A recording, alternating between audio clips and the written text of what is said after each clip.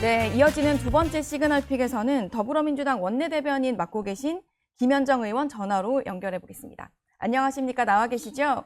네, 평택시병 김현정입니다. 안녕하십니까? 조금 전에 속보가 하나 들어왔더라고요.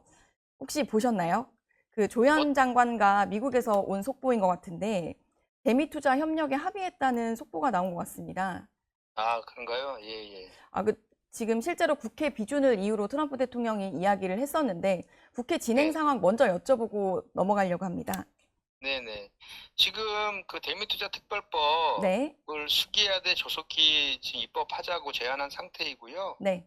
다만 지금 국민의힘에서는 그걸 비준하지 않으면 특별법 음, 제정에 협력할 수 없다라고 지금 하고 있어서 지금 약간 난항이긴 음, 한데 그럼에도 불구하고 국익 차원에서 이것은 뭐 사실 여야의 문제는 아니거든요. 네, 그래서 국민의힘에서 이렇게 그 뭐 어떤 협상 전략으로 그렇게 음, 하는지 모르겠는데 네, 이것은 그 뭐 MOU 상에서도 비준 사항도 아니고 네, 그 일본이나 유럽이나 뭐 하다못해 미국 같은 경우도 지금 비준하지 음, 않고 지금 진행하고 있잖아요. 네, 그래서 지금 이거를 비준해야 된다는 것은 전 세계에서 우리 대한민국의 국민의힘밖에 음, 주장하고 있지 않아요.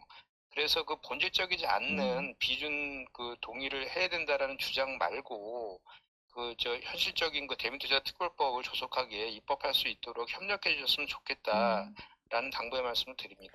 네, 미국에서 대미 투자 협력이 좀 잘 진행된다면 관세 인상과 관련해서도 좀 긍정적으로 작용할 수 있다고 보일까요? 그렇죠. 지금 사실 이게 트럼프식 협상 전략이잖아요. 네, SNS에다가 공세적으로 이제 쓰고 그다음에 협상을 통해서 음, 자국에 유리한 국면을 이제 이끌려고 하는 의도인데 트럼프가 지금 국내 정치적으로 상당히 지금 그 위기 상황이잖아요. 네, 뭐 총기 사건도 있었고 그린란드 문제도 있었고 또 연방 대법원 판결도 지금 앞두고 음, 있고 중간 선거도 있잖아요. 네, 그런 것들을 타개하기 음, 위해서 이 관세 협상이 실제로 미국의 그 경제에 도움이 된다는 음, 것을 미국 국민들에게 보여줄 필요성이 있어서 지금 이렇게 하는 거거든요. 네, 어쨌든 그럼에도 불구하고 MOU 상에는 입법을 해야 된다, 언제까지 해야 된다는 것은 음, 없잖아요. 네, 그럼에도 불구하고 그런 주장을 하고 있고 실제로 그렇게 입법이 빨리 이루어지지 않으면 관세를 25%를 올리겠다라고 음, 하는 그 관보 게재에 대한 네, 그 행정적 조치들도 좀 진행되고 그쵸. 있다고 압박을 하니까 했죠. 네, 어쨌든 이게 인상이 되면 현대차 같은 경우에는 매년 4조 이상을 더 음, 내야 되거든요. 네, 국내 기업에 큰 음, 타격을 주는 그런 내용이기 때문에 어쨌든 내용을 숙기야 돼 빠르게 음, 입법해서 이 문제를 완결 짓는 것이 네. 국익을 위한 길이다라는 말씀을 다시 한번 드립니다. 알겠습니다. 이제 당내 상황을 좀 여쭤보겠습니다. 어제 1인 1표제가 가결이 됐습니다. 그리고 정청래 대표가 이제 당내 개파가 해체될 것이다라고 이야기도 했는데요. 그 찬성률을 두고 약간 가까스로 된 게 아니냐라는 평가를 내놓는 부분도 있던데 그 부분은 어떻게 보셨습니까? 뭐 아무래도 지금 합당 제안과 음, 관련된 네, 그것과 무관하다고는 할 수는 없을 것 같아요. 음, 왜냐하면 지난번에 권리당원들에 대한 그 여론조사, 네, 그 관련했을 때는 네, 압도적으로 그 그랬었죠. 높은 찬성률이 나왔잖아요. 네, 그리고 사실 이번에 그 보궐선거로 최고위원 선거할 때도 모두가 1인 1표 필요하다라고 했기 때문에 네, 무난하게 이제 통과될 것이라고 예상은 음, 했는데 실제로 한 60% 정도의 찬성률만 나왔잖아요. 네, 그 이면에는 이제 중앙위원 같은 경우는 이제 지역위원장들하고 네, 뭐 단체장들 뭐 음, 이런 사람들로 구성되어 있잖아요. 네, 한 네, 510명이 투표를 했다고 했는데 네, 거기에 40%가 이제 반대를 했다라는 것은 네, 아무래도 음. 지금 당에서 지금 진행 중인 합당 제안 그것과도 어느 정도 연관이 음. 있는 것 같다라는 해석이 가능할 것 같습니다.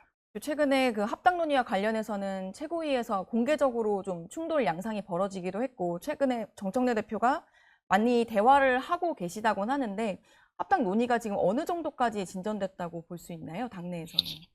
지금 일단 뭐 언론 보도에 나온 것처럼 정청래 대표가 공개적으로 반대 음, 표시한 최고위원들을 한 분 한 분씩 오찬 만찬 등을 통해서 네, 지금 소통하는 그런 과정입니다. 그래서 사실 뭐 의견은 서로 다를 수가 있잖아요. 네, 그런데 이제 그 정청래 대표가 이 합당 제안을 한 그 배경이라든지 뭐 이유 이런 것들에 대해서는 좀 더 자세하게 설명해 줄 필요가 있는 거잖아요. 네. 그런 과정 속에서 불필요한 그 오해가 있다라면 그런 건 음, 줄이고 의견을 수렴하는 그런 과정이다라고 보여지고요. 앞으로 네. 이제 의총이라든지 뭐 그런 거를 통해서 당내 수기 절차가 이제 진행될 것인데 중요한 것은 합당은 우리 이재명 정권에 성공하고 더불어민주당에 도움된다는 전제에서 논의될 네. 것이고 그거에 따라서 그 합당을 할지 음. 말지에 대한 여부가 결정될 것이다라고 생각합니다.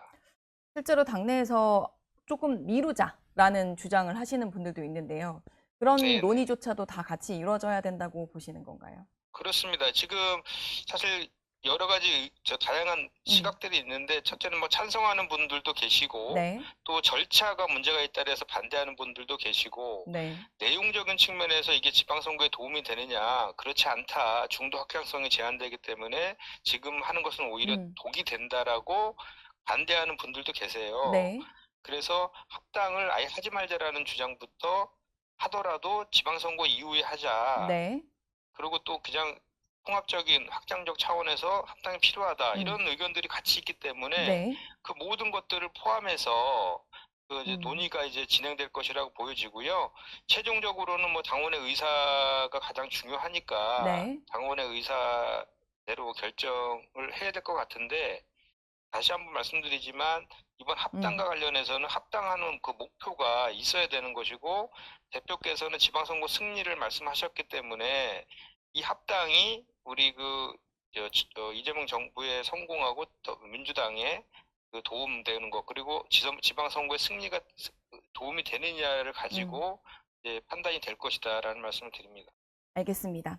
이재명 대통령 그 부동산 부분도 여쭤보고 싶어요. 어제 부동산과 관련해서 정상화 의지를 강조했고 다주택자 중과 유예도 이제 종료한다라고 못을 박은 뒤에 지금 청와대 참모들 중에서 강유정 대변인이랑 김상호 춘추관장이 뭐 지금 이 논란 이후는 아니지만 이미 다주택 처분에 나섰다라는 얘기가 나왔습니다. 그 부분은 좀 네네. 어떻게 평가하시나요? 일단 이재명 대통령께서는 망국적인 부동산 투기를 잡겠다는 강력한 의지를 계속 표명하고 계신 거예요. 네. 그래서 뭐 이렇게 그런 방법으로 이제 두 차례에 걸친 음, 공급 대책도 발표를 했고 수요 억제책도 발표를 두 차례에 걸쳐서 했잖아요. 네 네. 차례에 걸쳐서 부동산 대책도 발표를 했고 이제 다주택자 중과 유예도 반드시 종료하겠다라는 정부의 입장도 분명하게 메시지를 냈어요. 네. 그래서 중요한 것은 부동산 가격을 안정화시키기 위해서는 그 정부의 강력한 의지와 음, 그리고 대안들이 그리고 실행력이 이제 필요한데 이재명 대통령 같은 경우는 그런 것들을 명확하게 음, 하겠다라는 것을 좀 SNS 통해서 계속 보여주고 계신 거죠. 그리고 네.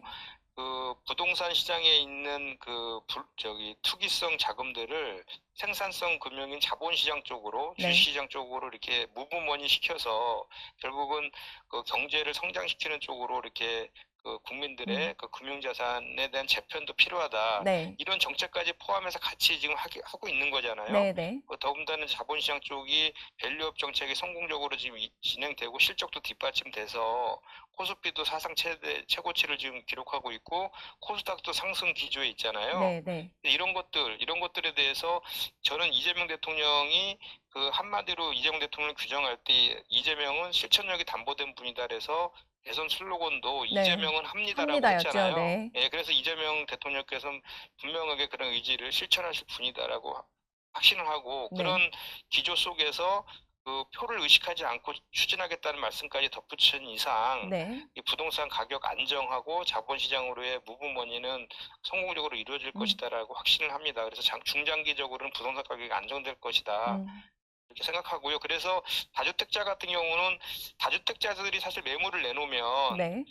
사실 공급 대책은 집을 지어야 착공하고 집을 짓고 하는데 몇 년 음. 걸리잖아요. 네. 그렇죠. 다주택자가 매물이 나오면 바로 공급이 되는 거거든요. 네. 그렇기 때문에 가장 실효적인 부동산 공급 음. 대책이거든요. 네. 그거 관련해서 이제 국민의힘에서 그 청와대에 있는 그 비서관들의 다주택자에 대한 그 12명이 소유하고 있는 그 다주택에 대해서 비판을 했기 때문에 거기에 해당되는 이제 그 청와대 음. 참모들이 자발적으로 처분을 하기 위해서 음. 매물을 내놓고 있는 이런 네. 과정인 것 같습니다.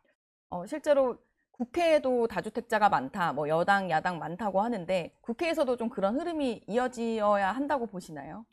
그렇습니다. 사실 저희 저 더불어민주당의 저 의원들은 부동산을 두 채 이상 소유할 수 없어요. 저희가 공천 음. 받을 때 있지 네, 않습니까? 네. 2주택자 이상이면 공천을 안 해주고 서약서를 씁니다. 음. 주택 한 채를 제 나머지들은 팔겠다라는. 아, 그렇군요. 그래서 네. 다주택자들이 아마 없을 거예요. 근데 있다라고 하면 뭐 상속을 받았거나 이게 특별한 그 예외적인 사항들에 해당되는 분들만 네. 일시적으로 아마 소유할 가능성이 높은데 네. 국민의힘은 그렇지 않잖아요. 일단 장동혁 대표부터도 벌써 6채 집을 소유하고 있잖아요. 그리고 다주택자 비율이 제가 알기로는 30%가 넘어요. 지금 국민의힘 의원들이. 오히려 국민의힘에서 우리 이렇게 뭐 청와대 참모들의 다주택자를 비판하기 전에 네. 본인들이 갖고 있는 다주택들부터 좀 먼저 매물로 내놓는 그런 모습부터 보여줘야지. 일각에서 비판으로 제기되고 있는 국민의힘은 왜 다주택자를 대변하고 투기 세력들을 대변하려고 하느냐라는 그 비판에서 자유로워질 수 있다. 네. 이런 지적을 좀 드리지 않을 수 없습니다. 알겠습니다. 야권에서 이 대통령 SNS로 비판을 하는 포인트를 하나 여쭤보고 싶은 게 있습니다. 최근에 이제 캄보디아와 관련된 SNS를 이후에 삭제한 것에 대해서 기록물법 위반이 아니냐라고 안철수 의원이 이야기를 했는데요. 이 부분에 대해서 어떻게 평가하십니까? 예, 이것도 마찬가지로 이제 해외에 있는 그 한국인의 생명과 안전을 책임지겠다는 의지를 표명한 거잖아요. 네. 그리고 실제로 뭐 삭제한 것은 실제 삭제한 것은 이제 충분히 홍보했다고 판단했기 때문이라고 강유적 대변인이 밝히기도 했고, 네. 또 외교부에서의 그 항의도 그게 뭐 그것 때문에 한 항의가 아니라 통상적인 소통이었다라고 외교부에서도 밝혔잖아요. 그리고 이제 안철수 의원이 이게 뭐 기록물법 위반이라고 주장하는 것은 그렇지 않습니다. 삭제하는 것이 기록물법 위반이 아니고 네. 작성하고 삭제한 것 자체를 임기 종료 시에 그 대통령 기록관에다가 보관하면 되는 거예요. 실제로 문재인 전 대통령도 그렇게 했지 않습니까? 그리고 지금 얼마나 많이 세계적인 그 선진국이나 이런 쪽의 대통령들이 SNS를 통해서 많이 이렇게 자기 의사를 표명합니까? 트럼프도 뭐 그렇게 대표적인 분 아니세요? 그래서 이것은 오히려 SNS를 통해서 이렇게 하는 것은 이렇게 뭐 기록물법 위반이다 이렇게 트집잡을 것이 아니라 오히려 대통령이 직접 국민들과 소통하려고 하는 그 측면을 더 긍정적으로 봐줘야 된다라고 저는 그렇게 생각합니다. 알겠습니다. 최근에 이 대통령이 SNS로 여러 화두를 던지셔서 제가 이것만 마지막으로 여쭤보고 이제 마무리를 하려고 하는데요. 최근에 이제 설탕 부담금과 관련한 기사를 인용하면서 이제 어떻게 생각하느냐라는 글을 올리기도 했었는데 민주당 내에서 이제 법안이 발의됐다는 뉴스를 봤습니다. 이수진 의원이 발의를 하셨다고 하는데 그럼 이제 좀 본격적으로 민주당에서도 본격적으로 논의할 의지를 가지고 있다고 보면 될까요? 일단 대통령께서 제안을 한 거잖아요. 네. 이 설탕 부담금을 부과해서 우리 뭐 지역이나 공공의료 이런 쪽에 좀 사용하고 또 국민들이 부담하는 있잖아요. 그 의료와 관련된 네. 부담금을 좀 줄이고 이런 식으로 하는 것에 대해서 어떻게 하느냐. 왜냐하면 WTO에서 그 설탕과 관련된 그 사용 자제 권고 등을 많이 하고 있었잖아요. 네, 네. 그런데 그런 차원에서 제안을 한 것이고 아직 확정된 건 아니죠. 네. 그래서 그거를 이제 제안에 대해서 국회에서도 그거를 좀 받아 안아서 좀 진행을 하고 있는 그런 것 같은데, 네. 과거에 한번 박근혜 정부 때 담배세 인상한 거 기억나시죠? 네, 네, 네. 그때 갑자기 담배세를 뭐 2,000원씩이나 올려가지고 그 담배세를 갖다가 올린 적이 있었는데, 그때는 이거를 올려가지고 어디다 쓴다라는 그런 것들이 없어가지고 도대체 이 돈이 수조 원의 올린 실제로 증세 효과를 했던 그 돈이 다 어디에 쓰였는지에 대해서 그때 얼마나 많은 지적들이 있었습니까? 네. 그거에 비하면은 이 설탕 부담과 관련된 것은 지금 당장 뭐 이렇게 하겠다는 것도 아니고 제안을 하고 의견을 지금 구하고 있는 그런 과정인데, 네. 그걸 그렇게 본인들이 각오했던 설탕세 이거 담배값 인상한 거 그런 것들은 까마득히 얘기 안 하고 이거 설탕 부담에서 비판 일색으로 하는 것은 공당으로서 자세는 아닌 것 같습니다. 이제 당에서 그럼 논의를 시작한다 정도로만 생각하면 될까요? 법안이 발의되면? 당 차원에서 전체적으로 뭐 시작한다, 검토한다 이건 아닌데 네. 개별 의원 차원에서 아마 그렇게 한 것 같습니다. 네, 알겠습니다. 의원님 감사합니다. 진행자가 바뀌고 나서는 오늘 처음 연결한 것 같은데 다음엔 스튜디오로 모시겠습니다. 네, 오늘 사실 나가려고 했는데 네, 갑자기 이게 최고위랑 뭐 종무위가 잡혀가지고 못 갔습니다. 다음에 알겠습니다. 가겠습니다. 네. 네, 감사합니다. 시그널픽 고맙습니다. 김현정 의원이었습니다.